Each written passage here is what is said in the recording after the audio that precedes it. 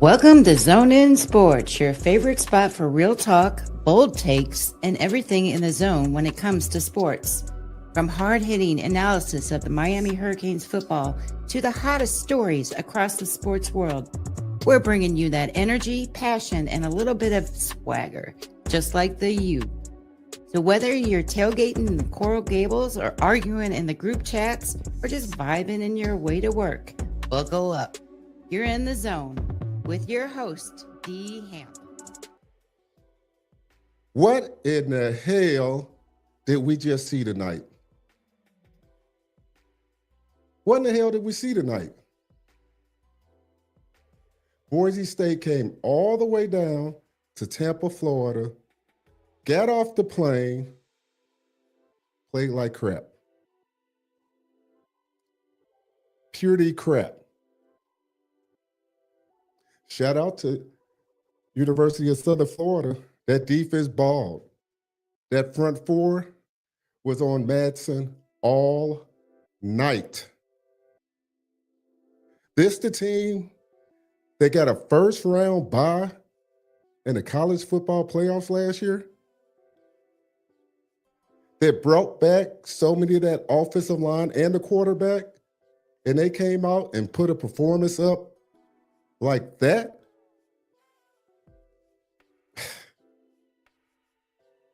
Somebody got to tell me something different. I know it's the first game of the year, but to come in with hopes of making the BCS again, trying to prove that last year, was it a fluke? You come out and play like that?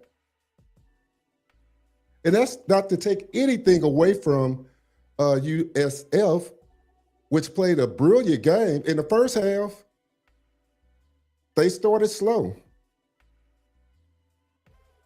Actually, Boise State looked good in the first quarter. And then it kind of they figured them out.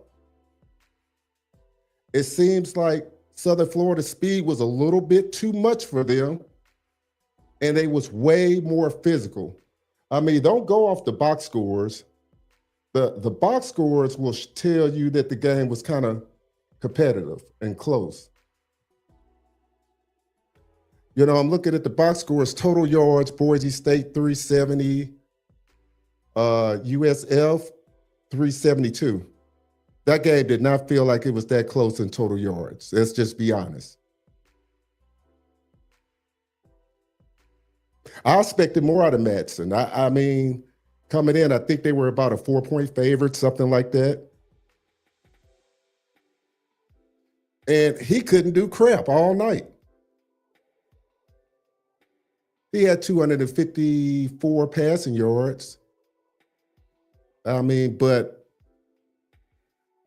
anybody watching Boise State wouldn't think that they were in the game.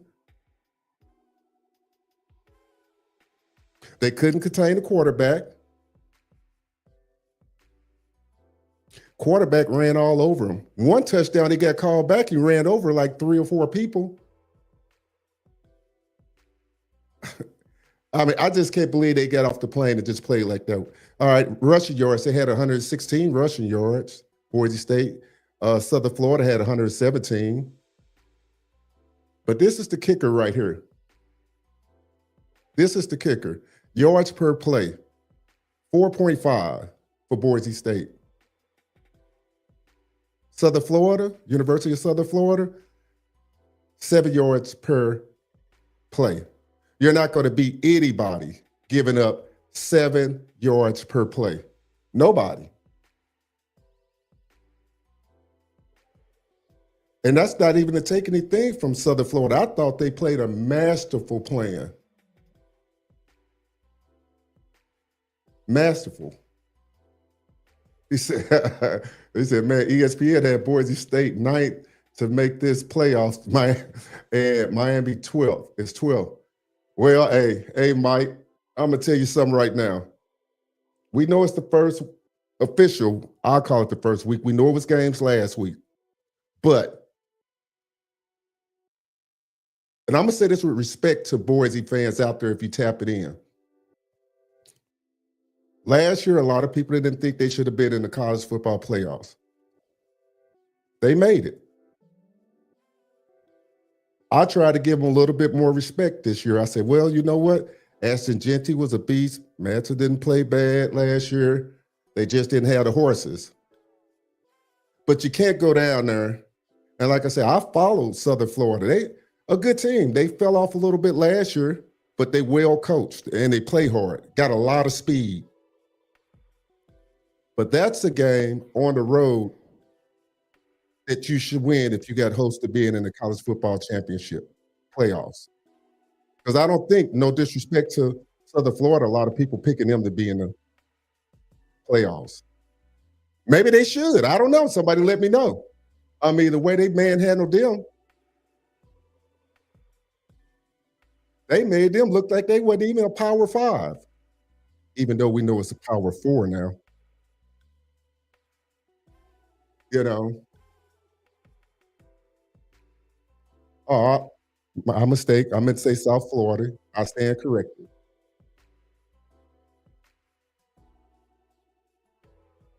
I stand corrected. Like I say, I follow USF. I watched them play Miami tough last year. I watched a lot of their games, and I knew they had a lot of speed. But in all honesty, I thought Boise would win that game. And I thought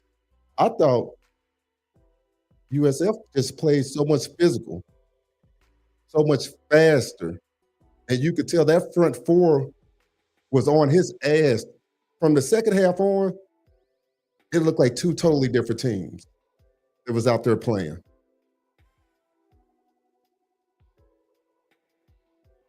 I mean, look, I'm just gonna put up some of the highlights. I mean, when I was looking at this, I just said, hey, I just couldn't believe it. I mean, coming in the game, but I think Boise was a 4.5 point favorite, maybe three, 4.5, something like that. I don't know. It was somewhere in that ballpark.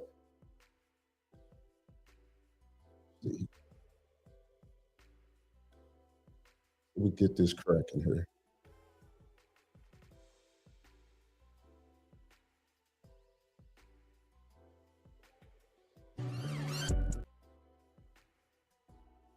Let's get this cracking here.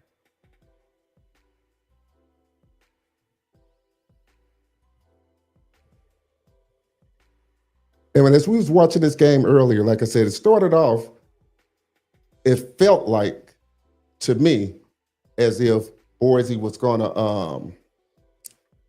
run away with this game. But one thing I noticed that turned the game when USF started throwing those quick hitters outside, and they couldn't contain it. I was like, oh, they in trouble. They can't handle that speed out there.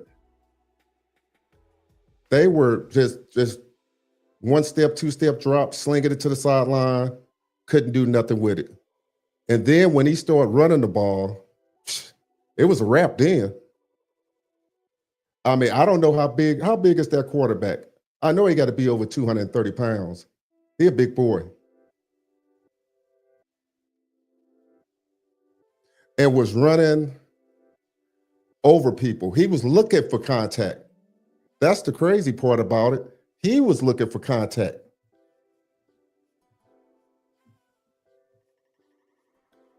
I don't know how good their season going to be this year, but look at this game.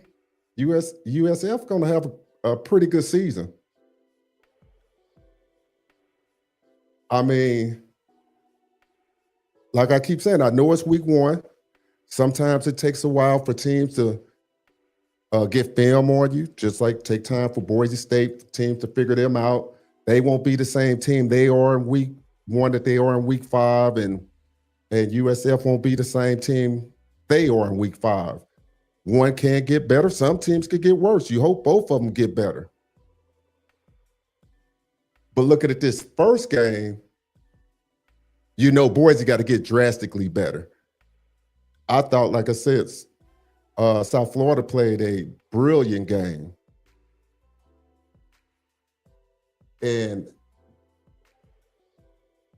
they're gonna have to go back to the drawing board.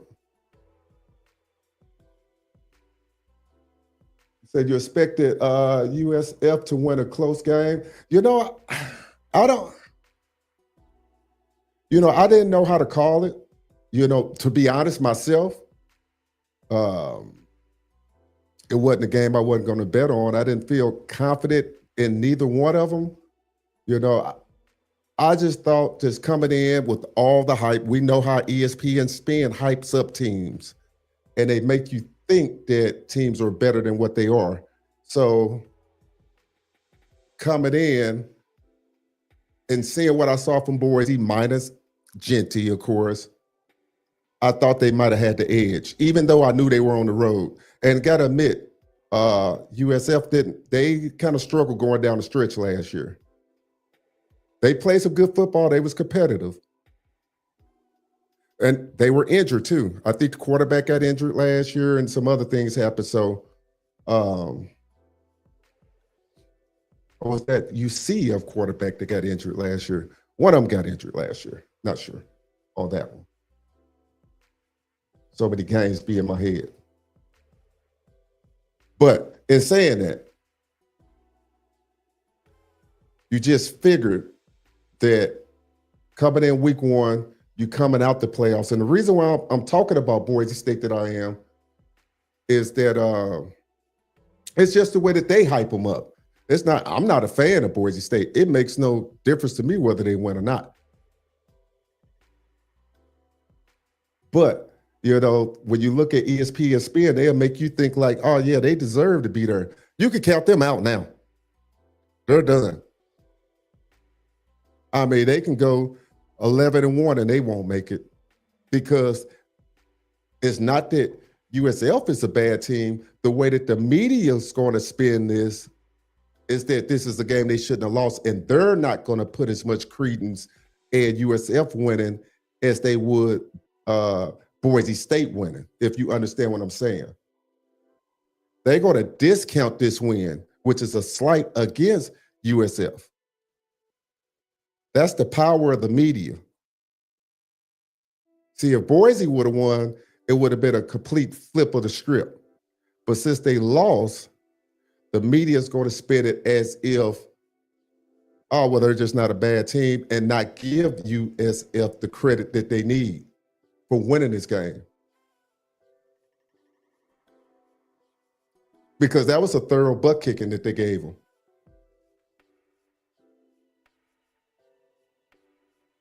It's crazy when you think about it.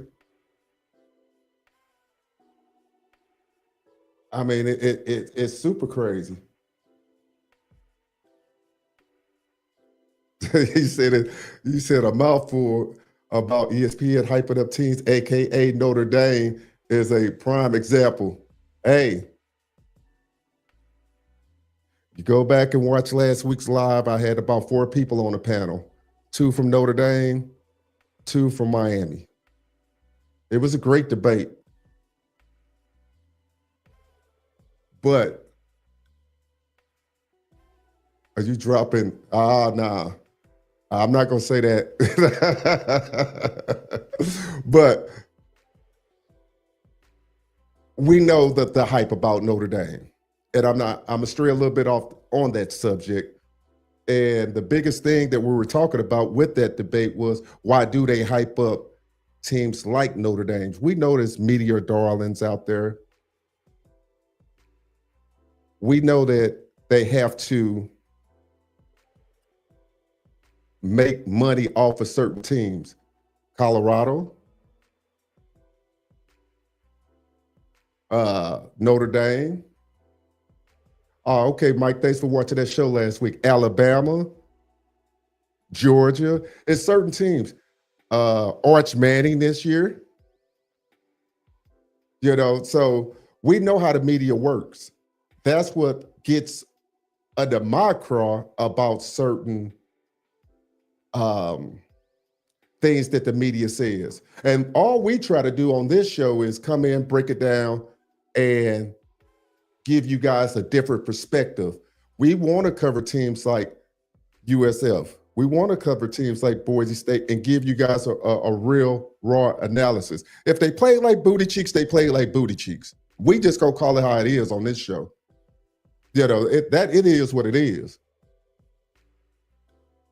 You know, so we ain't gonna make excuses for when a team play bad and a team that they think should win, and they're gonna come out with 1,000 reasons why they lost. If you just get your ass kicked up and down the field, you get your ass kicked up and down the field. It's simple as that. There's no excuse. Boise State can't make an excuse for what happened tonight. All that credit should go to USF. All the credit. So I'm gonna sit back and tonight and see what ESPN and some of the pundits got to say about this win and about this loss. Just to see if it's going to be spent or not. You know, I don't know. But if I'm a betting man, when you got somebody ranked and somebody that's not, they're going to always spend it to the team that's ranked. Been watching this a long time. Long time. It's crazy. And when you see this stuff, it just makes you wonder as a fan, where is football going? I say that we know that they creating all these super leagues. You know, they trying to bust up the ACC. It's another debate. But the question is why?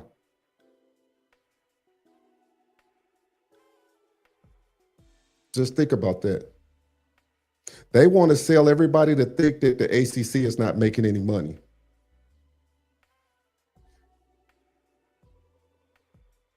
As if you didn't have the #1 draft pick come out the ACC in two sports. Cooper Flagg and, of course, Cam Ward. Both came out the ACC. Just think about that. But they're going to tell you how bad this conference is, or this conference is, or even the Big 12. And I'm not saying that the Big 12 is a powerhouse conference, because I still think the Big 10 is probably the better conference out of all four of them right now.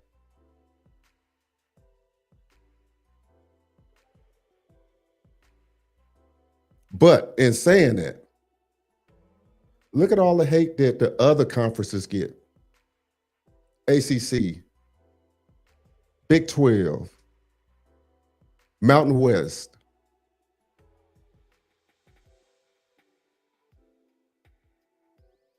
They could barely even get on TV, except they damn sure can't get a primetime game.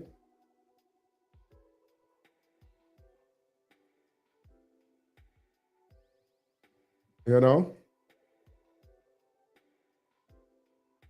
Oh, so you're rooting for Miami as we play them in 2 weeks. Okay, yeah. All right, yeah, they do.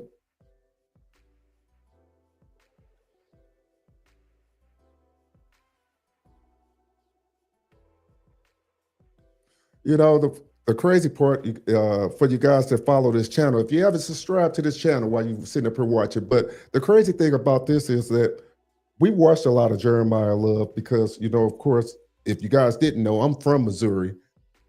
And seen him play in high school. And like I said, I root for him. Except when he played except when he played Miami, of course.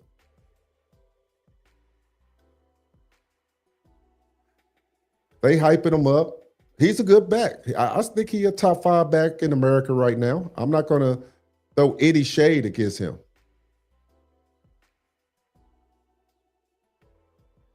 I'm interested in this LSU Clemson battle.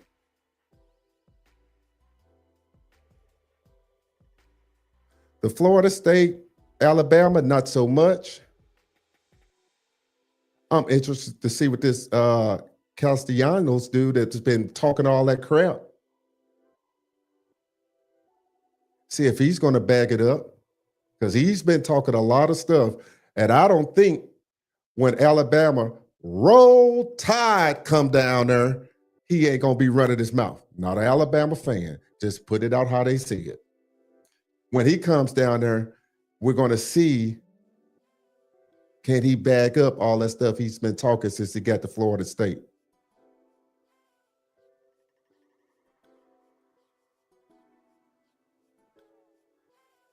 I don't think so. I don't even think that game's going to be close.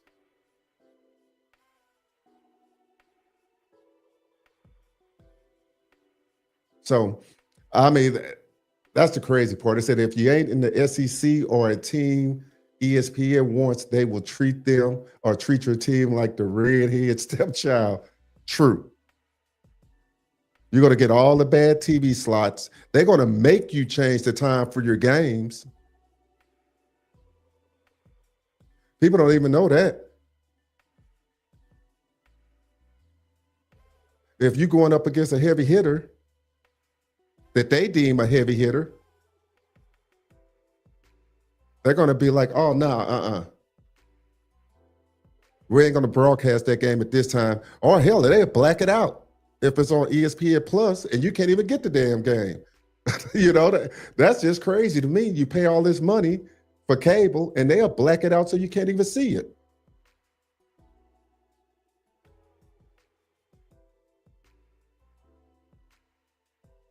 See?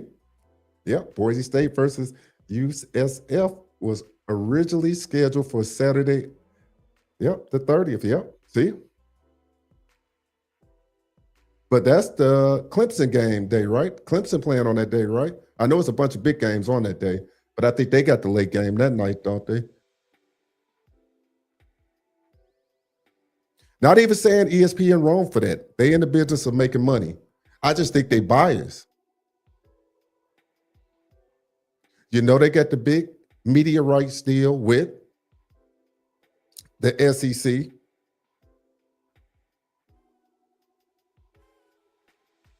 They pushed the SEC, which we all know and we agree with. Who was that made that statement?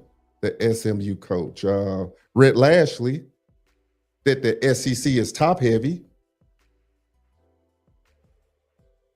Vanderbilt ain't going on the road beating anybody. Ain't nobody scared to play Vanderbilt, Kentucky. Come on. Mississippi State, Mizzou. You think it's a team in the Big 12 and the ACC scared to play Mizzou? Kentucky, Arkansas. Oh, they got this vaunted defense. Yeah, right. Spare me.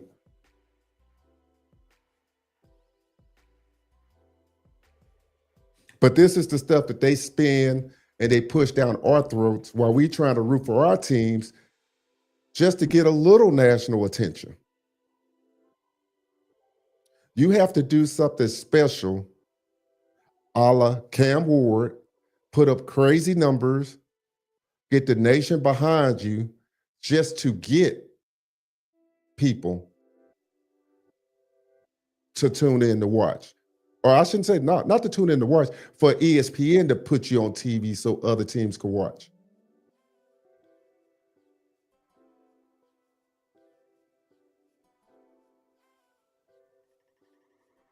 You're excited for Kansas and Missouri. That's a big rivalry game. Hey, if Kansas win that game, I don't know if Kansas is going to beat Mizzou. I'm just going to be honest with you. But if Kansas win, look, if any team beats a team in the SEC in this cross matchup coming around, what Paul Firebaum said, didn't he say LSU was going to beat Clemson? I think he went on a limb and said that. I don't know how. I mean, they lost 14 starters to the draft. And I know they got all these 5 stars supposed to be coming in, but that's a lot of players to lose off your starting lineup.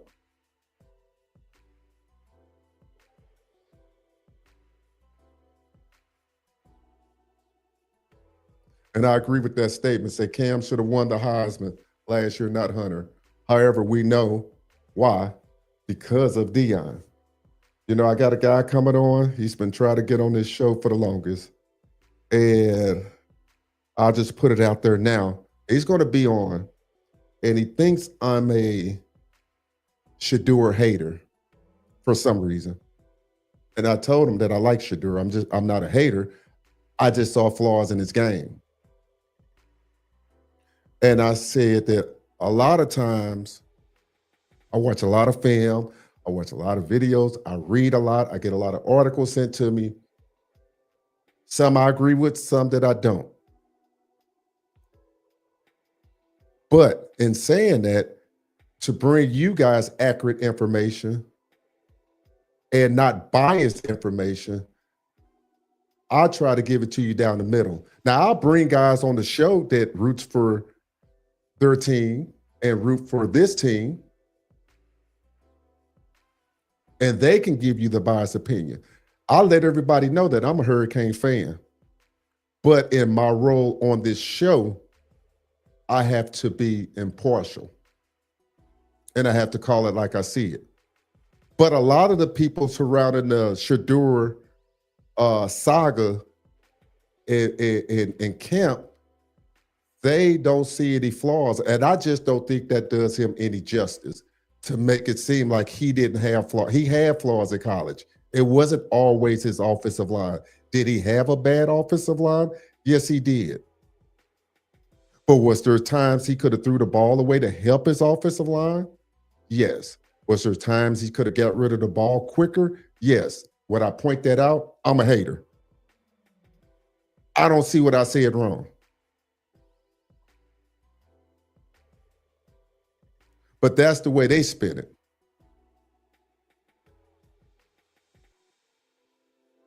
No, I'm getting a little bit off subject on that, but it kind of irks me with that whole situation because it's kind of like if you say anything that they deem negative, you're a hater. And I just never understood that. I never understood why the whole world has to be against you. And it's not that they're against you, they just telling you something to critique your performance. They're not against you. I don't think they're against them in Cleveland. I think a lot of people in the media stirred it up to make it seem like they're against them. Did some stuff not fall this way? Yeah. Some from his own making, some because we know how owners is. He ain't the first person to go through this, won't be the last. Whether he fell from 1 to 5 or 1 to 6, it makes no difference. You still got to perform. Did it put him behind the 8 ball? Yes. I'm not going to deny and say it didn't. You know why I put it behind the 8 ball, don't you guys? Because he can't get the reps. He's not going to get special treatment if he was drafted in the 5th round. No player is. A lot of players from University of Miami got cut. Some brought back. You know what? Why? They didn't get the reps. They only got a few times to shine while they was out there. When you get drafted late, you do not get the same reps as guys that they paying money to and locked it up in the 1st round, 2nd round, and a little bit the 3rd round. But fair criticism will tell you that this happens for guys in the 4th, 5th, and 6th round. But the ESPN spins will make it seem like it's this big travesty.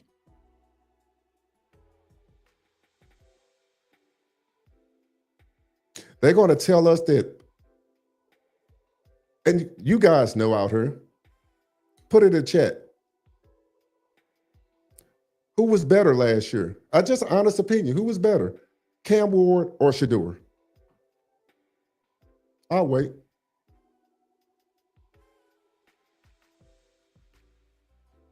Yeah, Cam Ward or Shador.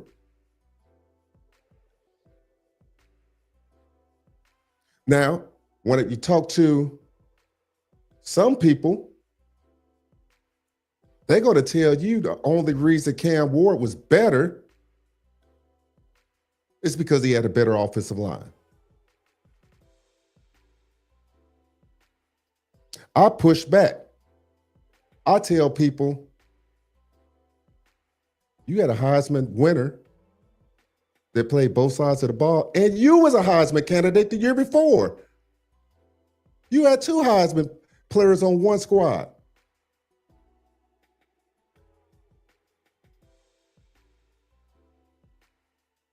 And you still wasn't better than Cam.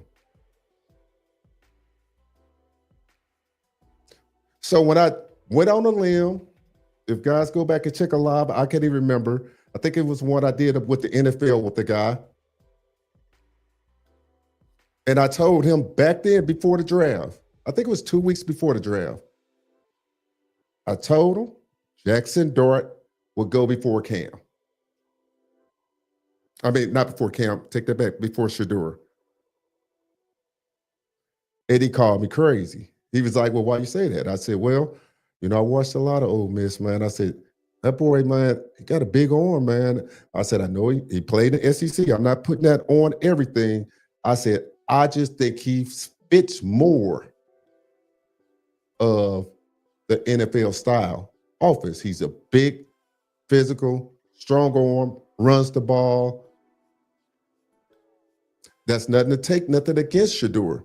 I said the only thing I personally thought that would hold him back is that he holds the ball too long. NFL don't like that. If you're taking a bunch of sacks in college, what the hell you think gonna happen when you get to the NFL? I mean, that was my whole point to it. If you taking a gang of sacks in college, bad line or a good line, you're not going to go to a team with a great offensive line. Usually, if you a first pick like him, you going to a team that's not so good. Generally.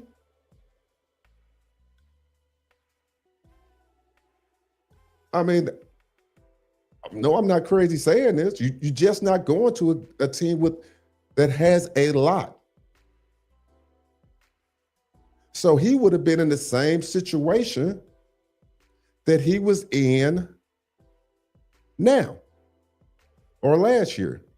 He would have been on a team with not a good offensive line. My thing that I tell people, I thought it was great if he did sit for a year. I thought it would have been great, even though I thought Cam is probably the only quarterback that was ready to start this year. I wish he could have sat for a year just to just get up with the speed. But we understand when you're the first overall pick, they expect you to play. They expect you to play through certain things. And they'll give you more latitude to learn on the fly. They'll deal with your mistakes more when you're that first overall pick or you're a first round pick. They understand that it's a learning curve.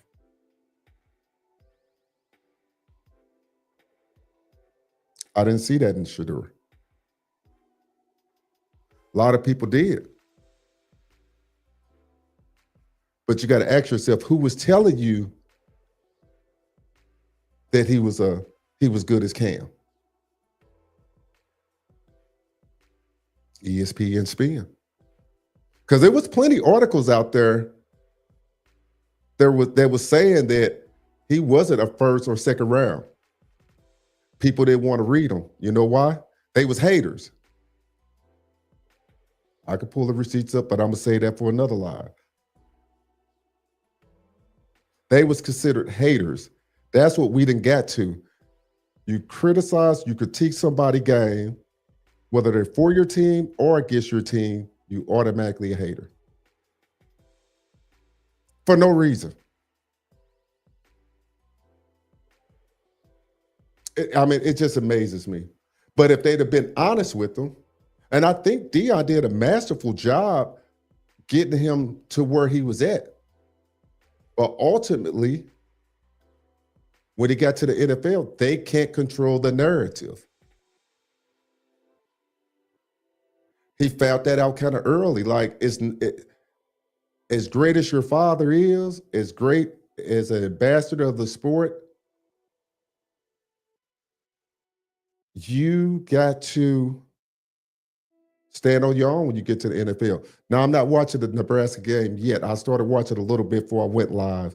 I just wanted to come tap in on this Boise State because I just can't believe they just get out and play like that. You know, tomorrow, no, Saturday is going to be ruckus. It's a lot of games this weekend.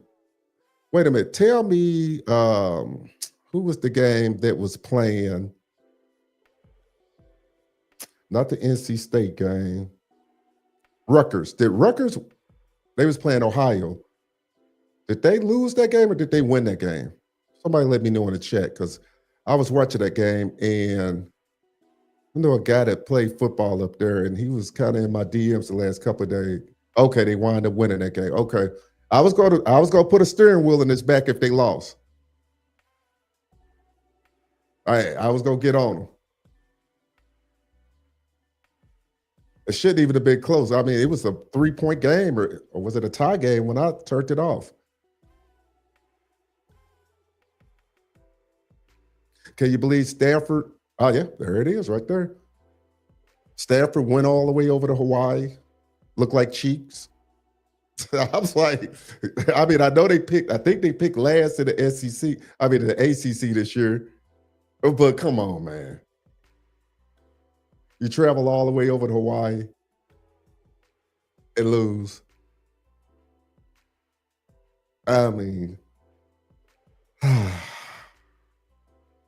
crazy first week of football. It's going to be. Let's just hope some of these heavyweight teams. What do you guys think going to happen to this Georgia Tech Colorado game? I want to see that.